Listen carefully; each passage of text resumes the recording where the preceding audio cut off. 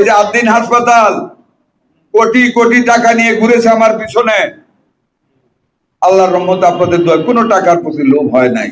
যারা কোটি কোটি টাকা নিয়ে তার পিছনে ঘুরেছে, আমি আমার মনে হয় আমি এই উত্তর দিতে চাই না। মন্ত্রী সাহেবকে জিজ্ঞেস করেন যে এই প্রুফটা ওনাকে দেখান। মন্ত্রী সাহেব তো বলে দিয়েছেন, এখন আপনাদের উত্তর। আমি এই কোনো উত্তর দেব না, মন্ত্রীকে প্রুফ করবেন।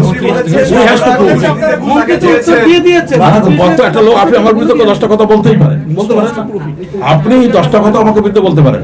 আপনাকে কেন ডাকছি ওখানে আপনার রুমে ডেকে নিয়ে গেলাম, আপনি কথা বলতেছেন আমার সাথে নাকি 100 জন কথা বলতেন? আপনি যখন কথা বলেন আমাকে বলেন ভাই, বা আপনাকে ডাকলাম ভাই আমার রুমে একটু আসেন, কথা আপনাকে ডাকলাম, আপনি বাইরে এসে বলেন মোদী সাহেব 1 লাখ টাকা দিচ্ছে আছে। তাহলে আপনি না করার মন্ত্রী সবার কথা মন্ত্রী কথা বলেছেন, স্যার মন্ত্রী যে বলেছেন আপনারা টাকা নিয়ে তার পেছনে ঘুরেছেন, আমি কি আমরা ধরে নেব? আসলে তাহলে কি সেটা ক্লিয়ার করেন। আমি তার পেছনে টাকা নিয়ে কেন বলবো সেটাই বলেন। আমি কেন টাকা নিয়ে বলবো? আমার টাকা নিয়ে তিনি যে অভিযোগ যে কথাটা বলেছেন সেটা সত্য না। আমার কথা হলো যে আমি তার পেছনে টাকা নিয়ে ঘুরিনি। গরমে আরাম নিয়ে হবে না হাহুতাশ, ঘুরলে পরে ওয়ালটন ফ্যান বাতাস আর বাতাস। এটা আসলে ওনারা যেটা বলতে চেয়েছেন সেটা হলো ওনারা ভেন্টিলেশনের কারণ বলেছেন। ভেন্টিলেশনের কারণে ওনারা বলছেন ওরা যেটা বলতে চেয়েছেন মানে আকার ইঙ্গিতে একদম সুনির্দিষ্ট একদম স্পেসিফিক ওরকম কজ অফ ডেথ বলেননি।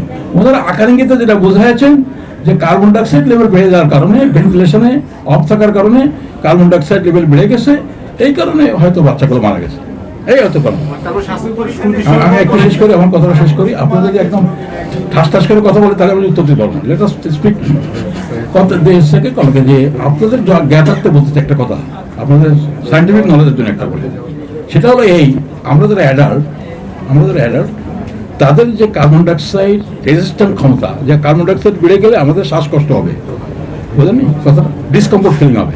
কার্বন ডাইঅক্সাইড যখন বাড়বে অথবা অক্সিজেন লেভেল যদি কমে যায় তাহলে আমাদের শ্বাসকষ্ট হবে।